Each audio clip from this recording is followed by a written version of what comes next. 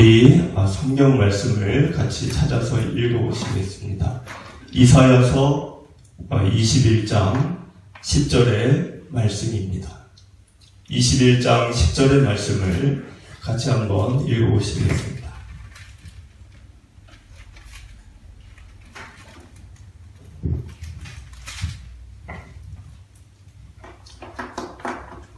함께 읽겠습니다.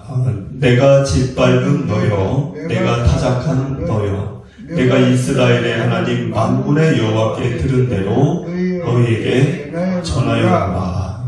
아멘.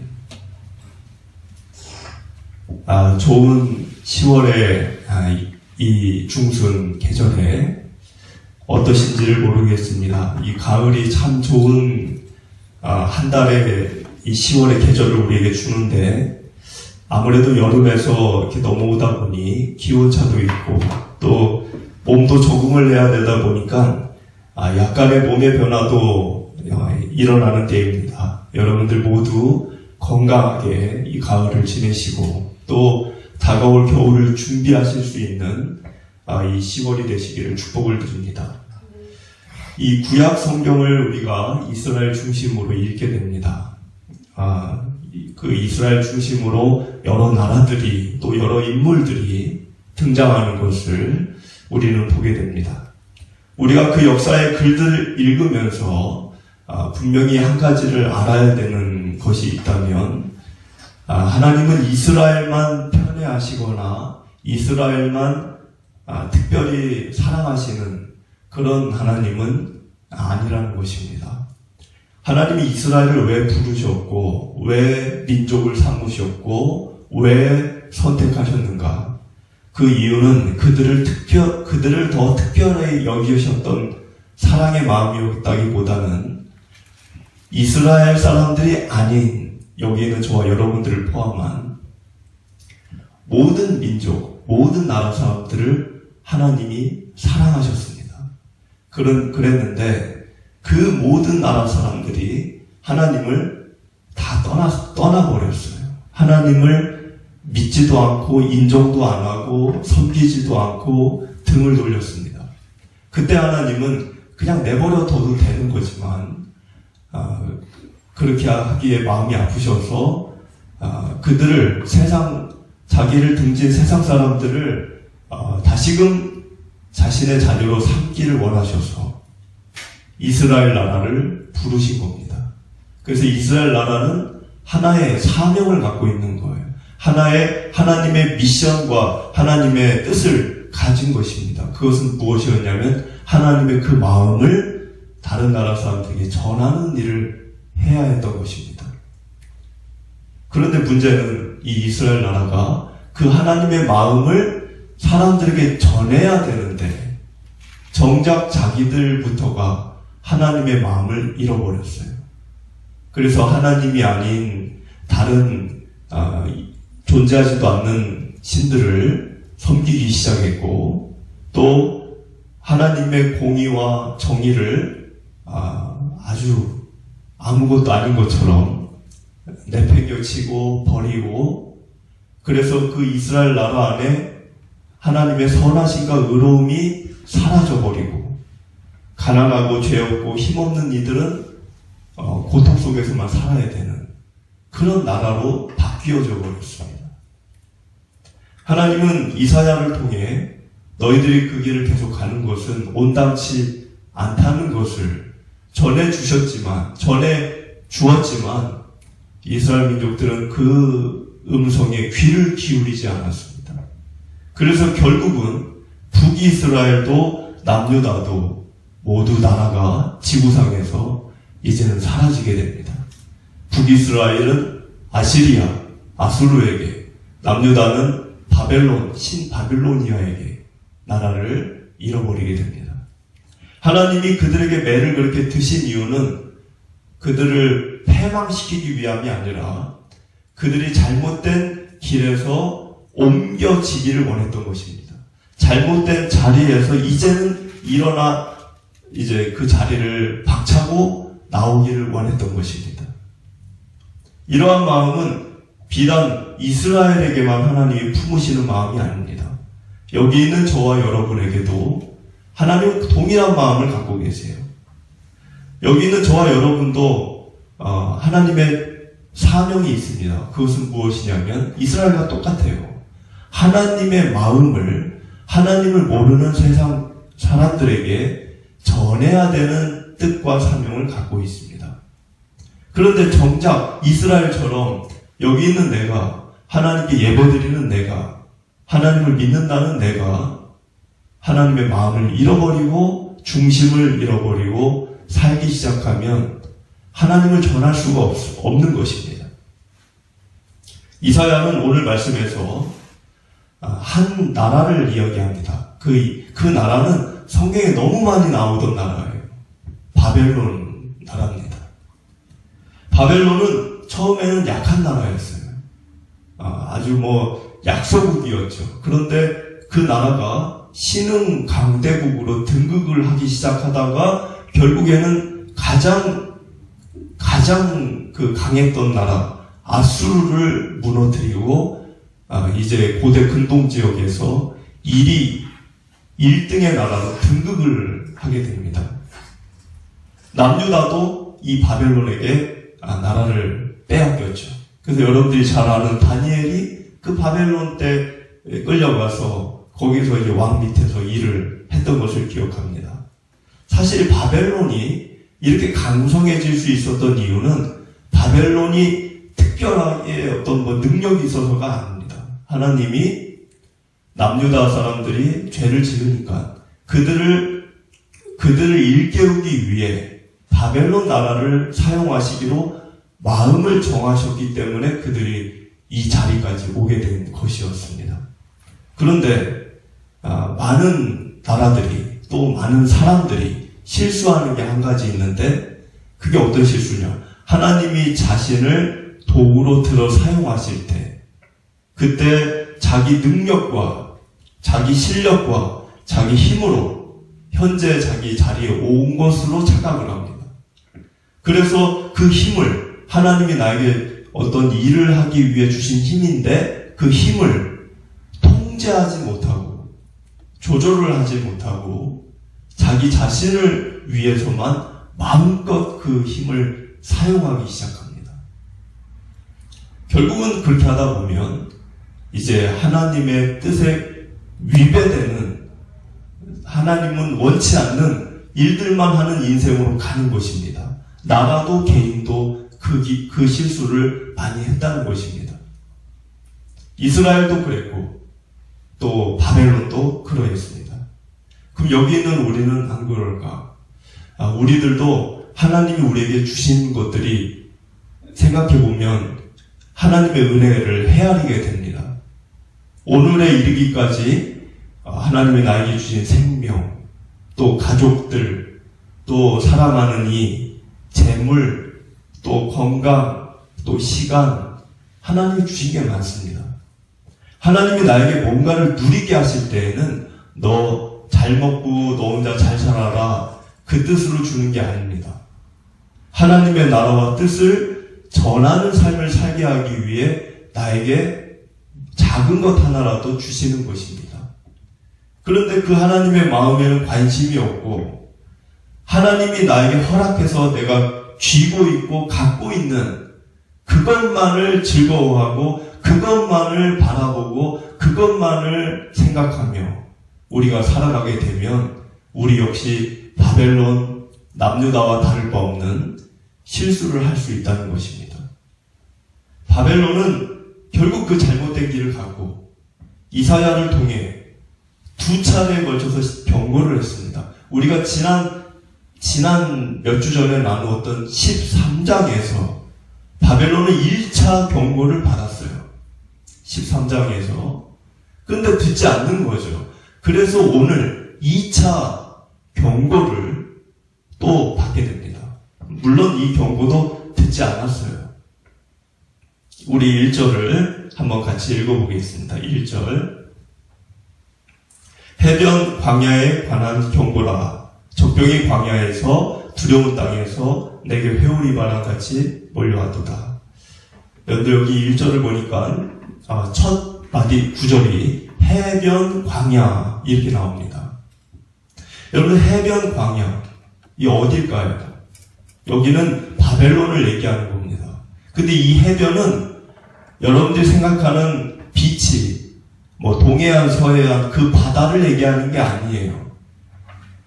이 바벨론은 지리적으로 티그리스 강과 유프라테스 강 사이에 중간에 자리를 잡고 있습니다. 그러니까 이 강을 얘기하는 거죠, 결국은. 근데 이사야는 19장 5절에서도 이집트의 나일강을 바다라고 그렇게 표현을 했어요. 그걸로 보아서 여기 나와 있는 1절의 해변도 바다가 아니라 지중해 바다를 얘기하는 게 아니라 티그리스 강과 유프라테스라는 거대한 강을 얘기를 하는 겁니다. 그런데 광야라고 표현했다는 게 의아한 거예요. 광야. 왜 광야가 의아하냐? 여러분들 티그리스 강과 유프라테스 강 사이, 강과 강 사이는 아주 비옥한 땅입니다. 광야가 없어요. 기름진 땅이에요. 여러분들 4대 문명 발생지 중에 하나가 메소포타미아 문명입니다. 거기가 여기에요. 광야가 없어요. 기름진 곳입니다. 그런데 왜 이사야는 광야라고 얘기했을까요? 그것은 우리 눈에 보이는 대로 판단하지 말라는 것입니다. 예를 들어 창세기 13장을 보면 아브라함과 롯이 갈대아 우르에서 가나안으로 이동을 했습니다. 그런데 아브라함도 그랬고 롯도 그랬고 가축이 너무 많은 거예요. 그러니까 둘이 같이 있으면 목축지가 부족합니다. 목축지가 너무나 같이 있어서는 먹을 수가 없는 거예요. 그래서 아브라함이 제안을 했죠. 조카에게. 롯아, 이제는 너와 내가 좀 이렇게 떨어져 살자. 너의 가축과 나의 가축이 너무 많다. 그래서 선택권을 먼저 롯에게 줍니다. 그 롯이 눈을 들어서 여기 사방팔방을 바라보다가 요단강 구역에 있는 땅을 가겠다고 이 아브라함에게 얘기합니다. 왜 그것을 선택했을까요? 눈으로 봤을 때는 거기가 여호와의 동산 같고 애굽의 땅과 같이 기름진 땅으로 보였습니다. 그래서 롯은 기름진 비옥한 땅을 눈에 보이는 대로 갔어요. 아브라함은 정반대로 돌이 많고 험악한 산지를 척박한 땅을 갔습니다. 근데 세월이 흘러서 어떻게 됐죠? 그 기름진 땅은 소돔과 고모라 때 유황불로 망해버렸습니다. 롯이 그에 도망쳐 나갔잖아요. 그런데 아브라함은 복의 근원이 됐어요. 무엇이 광야일까요? 왜 1절에 이사야는 기름진 땅을 광야라고 얘기했을까? 그것은 눈에 보이는 대로 지금 얘기하는 게 아닙니다. 살기는 비옥하게 잘 사는데 죄악으로 피폐해져 있고 생명이 없고 온갖 정욕이 꿈틀거리고 생기는 사라진 죽음의 땅으로 봤다는 것입니다. 어디를? 바벨론을. 그러면 저와 여러분들이 사는 이 세상은 어떤가요? 한 주간을 세상에서 지내다 오셨죠. 우리가 습관적으로 하는 말이 있습니다. 세상 참 삭막하다. 여러분들 세상을 살아보면 온기가 없습니다. 사랑이 없습니다. 용서도 없어요. 미움과 다툼과 질투와 분노밖에 없습니다. 지난 한 주간 큰 전쟁의 소식을 들으셨을 것입니다. 이 세상은 생명이 없고 죽고 죽이는 땅은 비옥한데 우리나라가 예전보다 얼마나 잘 살게 됐나요? 풍요로운 시대가 됐습니다. 그런데 사람들의 정신은 피폐해져 가고 사람들의 마음은 메말라 가고 삭막해져 가고 욕망에 사로잡혀 살고 아마 이사야가 이런 시대를 보면 광야라고 얘기했을 것입니다. 그런 바벨론에게 하나님이 경고를 했다. 1절에 그러면서 뭐라고 써있죠? 적병이 광야에서 두려운 땅에서 내게 회오리 바람같이. 적병이라는 것은 적의 군대를 얘기하는 거죠. 적의 침략을 얘기하는 겁니다. 그것이 이스라엘 남쪽에 있는 네게부 사막의 회오리 바람처럼. 회오리 바람이라는 말을 왜 썼냐면 갑자기 생긴다는 거예요. 갑자기. 예고 없이. 회오리 바람이 언제 불지 그걸 누가 예측합니까? 갑자기 너에게 그런 어려움이 초래될 것이다. 그것을 전한 것입니다. 여러분들 이 세상은 아무리 비옥하게 보인다 할지라도 광야와 같습니다. 그 세상을 광야로 비유하죠. 우리가 광야의 길을 간다. 근데 이 무너질 수밖에 없는 이 세상에 우리의 어떤 미련을 두고 우리가 살게 되면 마치 그것은 소돔에다가 미련을 두어서 뒤를 돌아봤던 롯의 처나 아니면 그 사이들과 같은 마음 가운데서 사는 것입니다. 요한일서 2장 15절을 보면 이 세상이나 세상에 있는 것들을 사랑하지 말라. 누구든지 세상을 사랑하면 아버지 사랑이 그 안에 없다라고 얘기했습니다. 우리 2절을 같이 한번 읽어보시겠습니다. 2절. 혹독한 묵시가 내게 보여도다. 속이는 자는 속이고 약탈하는 자는 약탈하도다. 엘람이여 올라가고 메대여 에워사라. 그의 모든 탄식을 내가 그치게 하노라 하시도다.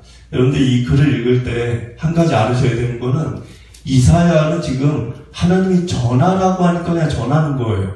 자기 생각을 얘기하는 게 하나도 없습니다. 마지막 구절에 그게 나와요. 자기가 지금 전하라는 걸 전하는 거예요. 근데 이 전하는 본인도 전하는 게 너무 힘든 거예요. 왜? 좋은 소식을 전하는 게 아니기 때문에. 그 혹독한 묵시라는 게 뭘까요? 혹독한 묵시. 2절에. 끔찍한 계시를 내가 받았다. 내가 이걸 받기는 받았는데 전하기는 전해야 되겠는데 내 마음이 지금 괴롭다는 거예요. 끔찍한 계시를 내가 보았다. 속이는 자는 속이고 약탈하는 자는 약탈한다. 이게 무슨 말이냐면 바벨론이 이 하나님이 원치 않는 이 길을 계속하면 나중에는 어떻게 된다? 어려움을 겪게 되는데 바벨론이 지금 여러분들 지난 역사니까 다 아시죠? 누구에게 망했죠? 성경에 나오는 페르시아의 건국자 퀴리우스, 고레스, 바사, 페르시아. 이 페르시아와 메디아. 이 메데는 고레스의 외삼촌의 아들. 외삼촌이죠. 할아버지 아들이니까. 외할아버지 아들 다리우스가 있는 나라입니다. 이 메데와 이 페르시아 바사에 의해서 바벨론이 망했어요. 그때를 지금 얘기하는 겁니다. 그때가 되면 속고 약탈을 당하는데 엘람은 페르시아의 도시를 얘기하는 거예요. 바사의 한 도시입니다. 엘람 그리고 메데가 그들을 에워싸서 괴롭혔다는 거죠. 지금 이사야는 이렇게 간단하게 썼지만 마치 이거를 영상으로 보듯이 보는 거예요. 그러면 여러분들이 지금도 하마스와 이스라엘의 그 영상으로 보잖아요. 영상으로. 얼마나 글로 듣는 것보다 영상으로 보는 게 더 충격적이죠. 그래가지고 약탈당하고 포로로 잡혀가고 억압을 당하고 아이들과 이 유아, 아이들, 여자들, 노인들 이런 약자들이 어떻게 죽임을 당하는지를 이사야가 지금 보는 거예요. 하나님 보여주니까. 근데 자기는 그게 너무나 눈 뜨고 보기가 힘들어서 끔찍한 계시, 혹독한 묵시라고 지금 이렇게 얘기를 한 겁니다. 그걸 보면서 여러분들 이 유다 나라를 멸망시킨 나라가 누구예요? 바벨론이에요. 그러면 이사야는 어느 나라 사람입니까? 이사야는 남유다 사람이에요. 남유다에서 50년간 사역한 선지자입니다. 남유다 사람으로서. 그러면 이사야 입장에서는 자기 나라를 정복했던 바벨론이 지금 망하는 걸 보는 거잖아요. 그러면 잘됐다. 우리를 그렇게 괴롭히더니 너네 잘됐다. 이렇게 생각을 할 법도 같은데 3절을 보니까 3절을 우리 읽어볼까요? 3절을 읽어보겠습니다. 이러므로 나의 요통이 심하여 해산이 임박한 여인의 고통 같은 고통이 나를 엄습하였으므로 내가 괴로워서 듣지 못하며 놀라서 보지 못하도다. 요통이 왔을 정도로 마음이 괴로워. 왜? 여러분들 지금 하마스와 이스라엘 싸우는 걸 보면서 아이들이 죽고 여자들이 죽고 오늘 강 건너 불구경하듯이 우리가 보면 안 되는 이유가 지금 이 이사야가 자기 나라의 원수 나라예요. 바벨론이. 근데 그 나라가 바사와 엘람과 또 메대에 의해서 나라가 망하는 광경을 영상으로 하나님이 보여주는 걸 보면서 자기 마음이 괴로웠다는 거예요. 왜? 자기 원수 나라냐 아니냐 그걸 떠나서 사람 대 사람으로 인간 대 인간으로 인간이 겪는 고통을 보니까 자기 마음이 불편했고 괴로웠고 어느 정도로 괴로웠다? 요통이라는 거는 근심에 사로잡힐 때 사람이 오는 허리 통증을 얘기해요. 그 정도로 마음이 괴로웠고 그 허리에서 온 통증이 온 마디마디 온 신체 곳곳을 아프게 했다는 거예요. 마치 뭐와 같이 출산하는 여자의 해산의 고통처럼 극심한 몸살이 왔는지 어쨌는지는 모르겠어요. 근데 그 이사야가 이렇게 아파했던 이유가 뭐예요? 자기 나라의 적국, 원수의 나라 사람들이 망하는 걸 보면서 인간 대 인간으로 극률의 마음으로 얼마나 괴로울까, 얼마나 힘들까, 얼마나 슬플까, 그걸 느꼈다는 거예요. 여러분들, 나에게 전에 과거에 이 사람이 나에게 무엇을 했느냐, 그거를 생각하지 말고, 그 사람이 어려움을 겪을 때, 여러분들 어떤 마음으로 그것을 바라봐야 될까요? 아, 잘됐다, 저 사람. 나를 그렇게 미워하더니, 아이, 쌤통이다. 여러분들 그렇게 생각을 해야 될까요? 베드로전서 3장 8절에 마지막으로 말하노니 너희가 다 마음을 같이하여 동정하며 형제를 사랑하며 불쌍히 여기며 겸손하며 우리도 우리가 사는 주변을 보아야 됩니다. 우린 아직 전쟁을 겪는 건 아니지만 우리 주변에 학대를 받고 소외받는 아이들도 있고 또 가난과 외로움에 처해 있는 노인들도 있고 또 앞날을 보지 못하고 비관하며 사는 꿈이 없는 현실을 비판하며 사는 젊은이들도 있고 슬픔과 절망 속에 갇혀있는 가난한 이들도 있습니다. 그들을 볼 줄 알아야 된다는 거예요. 그들을 내 눈으로 봤는데 그들을 접했는데 내 마음이 무덤덤하다 아무렇지도 않다. 그런 사람이 어떻게 내 안에 성령님이 임재해 있다라고 고백을 할 수 있습니까? 예수님께서도 이 땅에 계실 때 가난한 자, 병든 자, 귀신 들린 자, 고통받는 자, 소외받는 자를 지나치지 않으셨어요. 그들에게 다가가서 식사를 같이 하고 이야기를 나누시고 위로하고 치료해 주시고 그리고 도우셨습니다. 우리 5절을 같이 읽어보겠습니다. 5절. 그들이 식탁을 베풀고 파수꾼을 세우고 먹고 마시도다. 너희 고관들아 일어나 방패의 기름을 바를지어다. 5절은 어떤 내용이냐면 바벨론 마지막 왕이 누굴까요? 바벨론 패망했던 마지막 왕. 여러분들 성경에도 써 있어요. 벨사살 왕이죠. 이 벨사살 왕이 바벨론 마지막 왕인데 그 페르시아군이 쳐들어오는 날, 그 망하던 그날 술을 연회를 베풀고 먹고 마시고 즐거워하다가 망했어요. 그래서 5절에 보니까 뭐라고 써있죠? 그들이 식탁을 베풀고 여러분들 지금 이사야는 일어난 일을 얘기하는 게 아니에요. 앞으로 100년 뒤에 일어날 일을 지금 얘기하는 겁니다. 그런데 정확하게 얘기했다는 게 진짜 신기한 거죠. 정확하게. 벨사살 왕이 망할 때 식탁을 베풀었어요. 연애를, 술자리, 먹고 마시고 파티를 하고 있었어요. 그때 벨사살 왕이 망했습니다. 파수꾼을 세우고 먹고 마시는 도다. 파수꾼을 세웠다는 거는 이 벨사살 왕이 막 먹고 마시고 즐기고 이럴 때 최소한의 경비병만 성에다 세워놓고 그리고 먹고 마셨다는 거예요. 그러다가 점령을 당한 겁니다.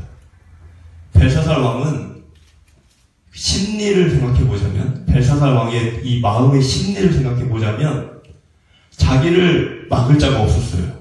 강대국으로 등극을 하면서 아수르도 무너뜨렸겠다. 이제는 나를 거스릴 자가 없는 거예요. 그래서 기고만장해졌고 자신의 힘을 믿었고 그 마음에 자기를 믿은 거죠. 하나님을 믿은 게 아니라 자기를 믿는 그 마음이 느슨해져서 먹고 마시고 즐기는 일에 빠져 있다가 결국엔 무너져 버린 겁니다.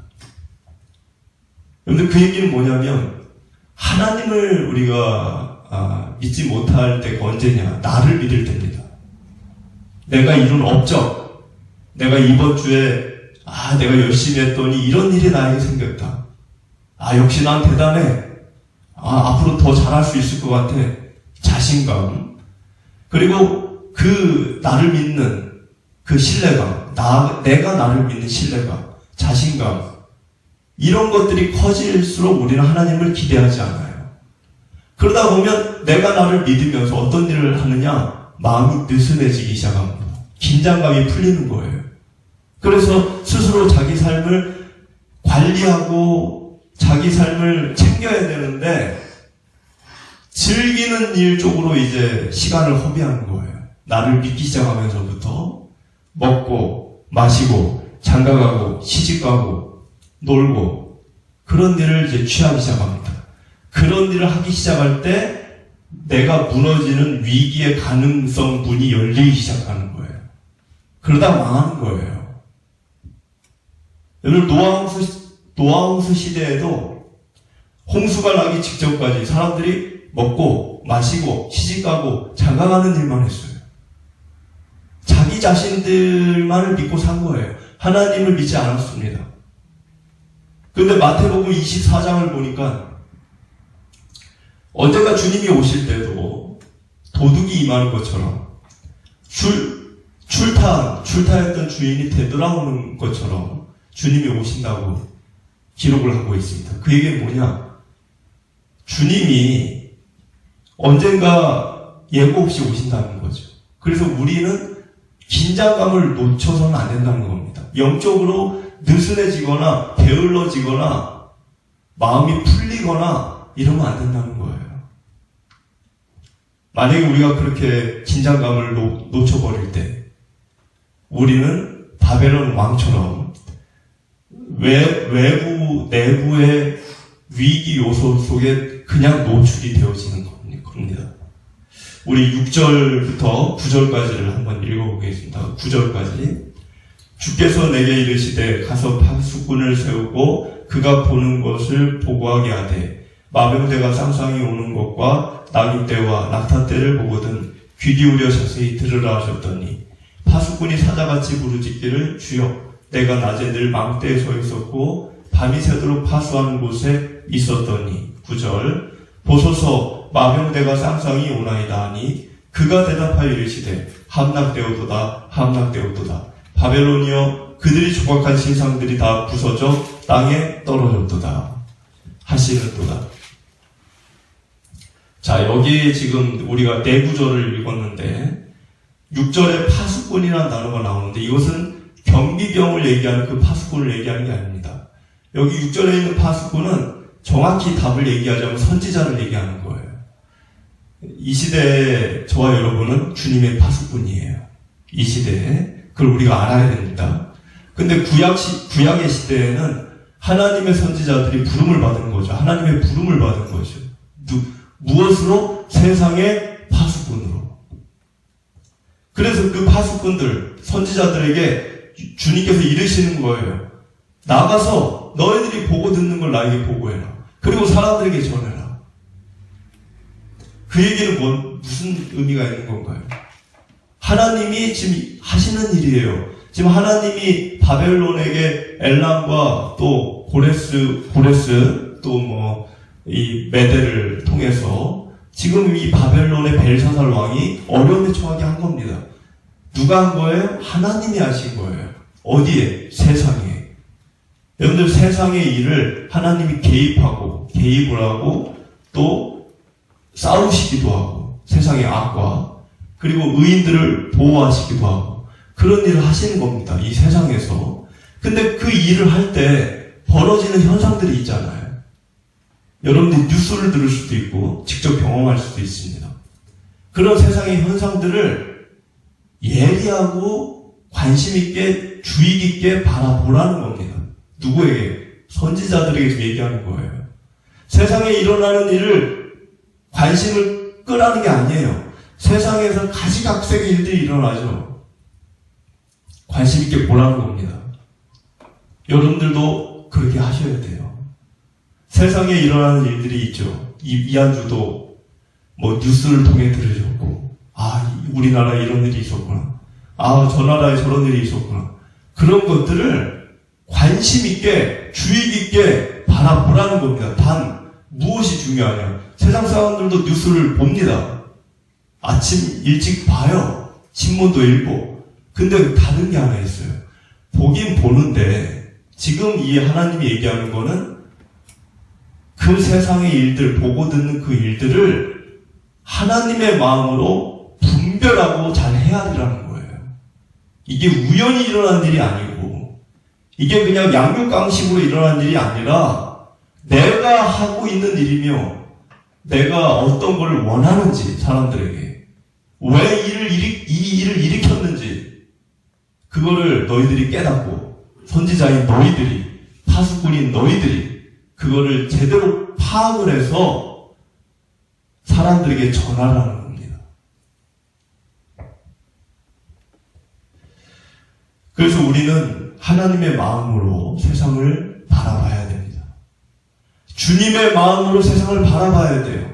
나도 나 자신을 주님의 마음으로 바라봐야 되고, 주님의 마음으로 내 가족을 바라봐야 되고, 주님의 마음으로 원주시를 바라봐야 되고, 대한민국과 이 세상을 바라봐야 됩니다. 그리고 하나님이 어떤 마음을 주시는지를 여러분들이 느끼셔야 돼요.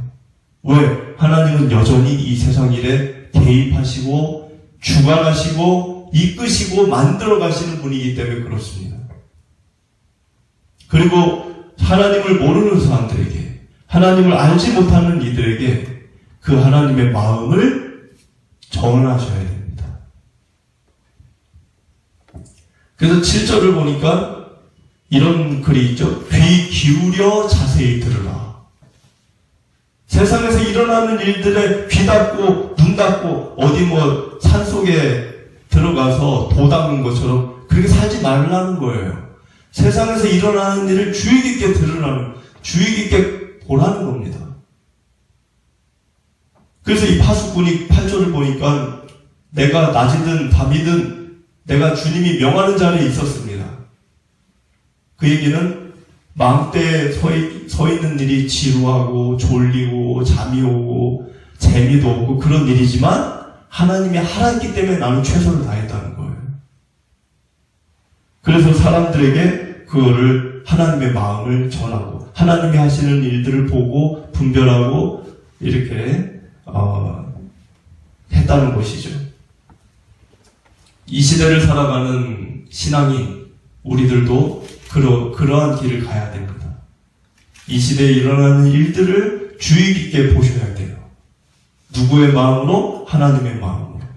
그리고 그것을 사람들과 나누시고 그 생각을, 그리고 사람들이 그걸 전하고 하나님에게도 기도하시고, 하나님 내가 오늘 이러한 것들을 보게 되었습니다. 주님의 뜻이 무엇인지 알기를 원합니다. 그리고 내가 그것을 전할 수 있는 파수꾼, 도구가 되게 해주시옵소서. 우리 마지막으로 10절을 같이 읽어보겠습니다.